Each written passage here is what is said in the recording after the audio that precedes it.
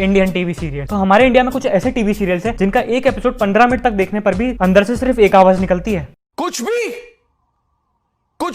तो भैया हमारे इंडिया में कुछ ऐसे टीवी सीरियल्स हैं जिन्होंने हॉलीवुड मूवीज की गांड मार के रख दी। मतलब बेंचो ऐसा सेंस ऑफ ह्यूमर को देख के तो मोदी जी भी बोले, भाइयों बहनों, यह देश बदल रहा है, लेकिन कुछ लोगों का दिमाग नहीं बदल रहा है। मतलब कोई लैपटॉप धोके उसको सुखा रहा है, कोई आंटी गोरिल्ला के साथ रिलेशनशिप में आ रही है, और कोई 100 किलोमीटर से दूर भगता हुआ आदमी गिरती हुई लड़की को बचा रहा है। तो भैया इंडिया की टीवी सीरियल्स में सब पॉसिबल है। फॉर एग्जांपल तुम्हारा दिमाग ये कहता है कि टट्टी गांड से नहीं लंड से होनी चाहिए, तो जाओ और टीवी सीरियल्स के प्रोडक्शन में भर्ती हो जाओ, वहां तुम्हारे आइडियाज को हद पार अप्रिशिएट किया जाएगा। अब इंडियन टीवी सीरियल्स का एक चुतियाप है, चाहे 10 साल हो जाए या 100 साल हो जाए, आंटी और अंकल बड़े नहीं होते हैं, इनकी उम्र जितनी है उतनी ही रहती है। मैंने कहीं सुना था कि एज डजंट मैटर, पर भोसड़ी का इतना कि तुम्हें बूढ़ा नहीं करती। अरे यार ये देख के तो इनकी एज भी इनको बोलती होगी, मैं क्या करूं, फिर जॉब छोड़ दूं? और हाँ, इनमें कुछ बूढ़े लोग भी होते होंगे, पर भैंचो तो 100-200 साल के होते हैं। अरे यार मतलब तुम इमोर्टल हो। भैंचो दुनिया में सिर्फ एक एमडीएच वाले चाचा थे, पर सीरियल्स में हजारों एमडीएच वाले चाचा हैं। अब तुम काफी सीरियल्स में देखते होगे कि 1000 बार इन लोगों का डाइवोर्स होता है, 1000 बार इन लोगों का पैचअप होता है। नहीं, हम तो चूती है ना। और भैंचो जो लोग इनको टीआरपी देते हैं ना, तुम भोसड़ी के हो, भगवान भी तुम्हें इस गलती के लिए माफ नहीं करेगा। मतलब तुम कितनी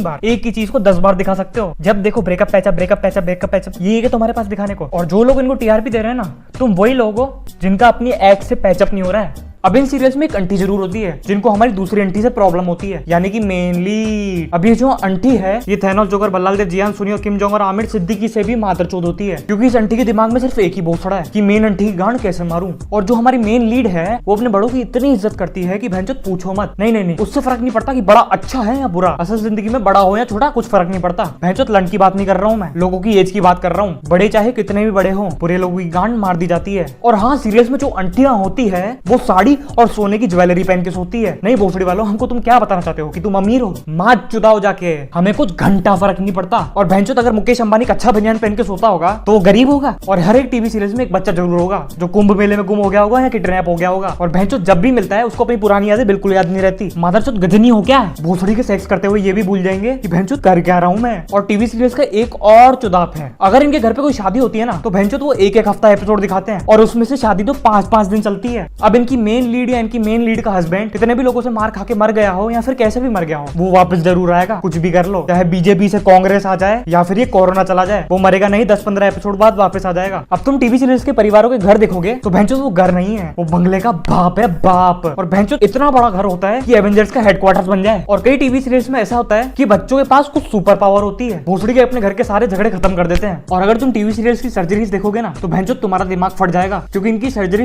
नहीं होती, भैंचोद पूरी शक्ल बदल जाती है। मैं मानता हूँ कि सर्जरीज में शक्ल बदलती है, लेकिन भैंचोद इतनी, अगर ऐसी सर्जरियां हो रही होती ना, तो भैंचोद में जॉनी सिंस बन जाता, फिर तो मजे हो जाते मेरे।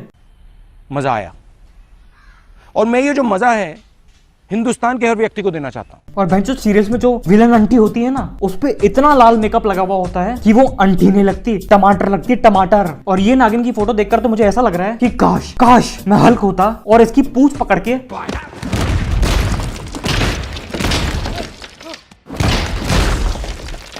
और इस सस्ते वैम्पायर से मिलो। इसको देख के सच बोल रहा हूँ, नहीं मैं सच बोल रहा हूँ कि मैं हंस के उल्टा हो गया था। और ये कहाँ से ये वैम्पायर लगता है? अबे शक्ल देख के तो ऐसा लगता है चूतियों का सरदार है। ये मजबूर है, आप नहीं। अब तुम काफी सीरियल्स में नोट करते होगे कि जो लड़का लड़की पहले एक दूसरे की शक्ल नहीं देखना चाहते थे, अब वही लड़का लड़की एक दूसरे के प्यार में आ चुके हैं। मादर चोदो, ऐसा असल जिंदगी में हो रहा होता ना, तो सारे लौंडे मियां खलीफा का पॉन देखना छोड़ देते। अब इनको तो तुम जानते ही होगे, एसीपी प्रद्युमन। अब इस आदमी के पास ऐसी ताकतें हैं जो देख के तो शर्लॉक होम्स भी बोला, मैं तो गांड मराना चाहता हूँ। ये बंदा आधी खाई हुई आइसक्रीम के कटोरे से, टी शर्ट के मात्र एक धागे से और मच्छर के काटे हुए खून से बता देता है खूनी कौन है। और ये ही नहीं, आदमी सूंघ के बता देता है कि टट्टी किसने की है और कब की है। अब ये सीरियल्स भी लंड की तरह होते हैं, अगर ये लोगों को पसंद आने लगते हैं तो बढ़ते ही जाते हैं। फॉर एग्जाम्पल तारक मेहता का उल्टा चश्मा और बालिका वधू। अब आ जाते हैं उन शोज पर जिन्होंने चूतियापे की सीमा पार कर दी। पहला शो है कसम तेरे प्यार की। तो इसमें एक लौंडी होती है जो अपने लौंडे को बचाने के लिए खुद मर जाती है, और लौंडा महज अभी 30 साल का ही होता है। फिर क्या, लौंडी एक नया जन्म लेती है और अपने लौंडे के पास वापस आती है, और वो लौंडा जैसा था वैसा ही दिखता था। मतलब बहनचोद उम्र तो बड़ी ही नहीं। सीरियल वालों तुम कितना हक सकते हो, नहीं तुम बहनचोद कितना हक सकते हो, कतई पुनर्जन्म करा दिया। और लौंडा बहनचोद अनिल कपूर है क्या, बुढ़े होने का नामो निशान नहीं है। अब दूसरा शो है जोधा अकबर। तो इस शो में तुम समझ रहे होगे कि तुम्हें बहुत अच्छा मुगल एम्पायर का ज्ञान मिलेगा। तो भैया साफ सी बात है तुम चूतिए हो, क्योंकि इसमें मुगल एम्पायर का ज्ञान तो मुझे दूर दूर तक नहीं दिखाई दिया। तो इसमें एक आत्मा अकबर से शादी करना चाहती है और वो आत्मा गायब होकर जोधा को परेशान करती है। सीरियसली नहीं यार, मतलब दिमाग में कुछ भी भसड़ भोसड़ा मचे और वो तुम कहीं पे भी घुसेड़ दो, चाहे वो हिस्ट्री क्यों ना हो। एक और चूतिया सा शो है जिसका नाम है थर्ड आई ऑफ निर्मल बाबा। अब शो का नाम सुन के तो तुम समझ ही गए होगे कि ये शो किसी बाबा के बारे में है। तो इस शो में निर्मल बाबा अपने भक्त को बोलते हैं कि तुम अगर हरी चटनी के साथ समोसा खाओगे तो तुम्हारी सारी प्रॉब्लम्स खत्म हो जाएगी। भैंसोद, अगर समोसा खाने से कोई खुशकिस्मत होता ना तो इस दुनिया में सबसे खुशकिस्मत आदमी मोटू पतलू का मोटू होता। अब आ जाते हैं हम the world, the earth, the universe best serial पे, जिसका नाम है ससुराल सिमर का।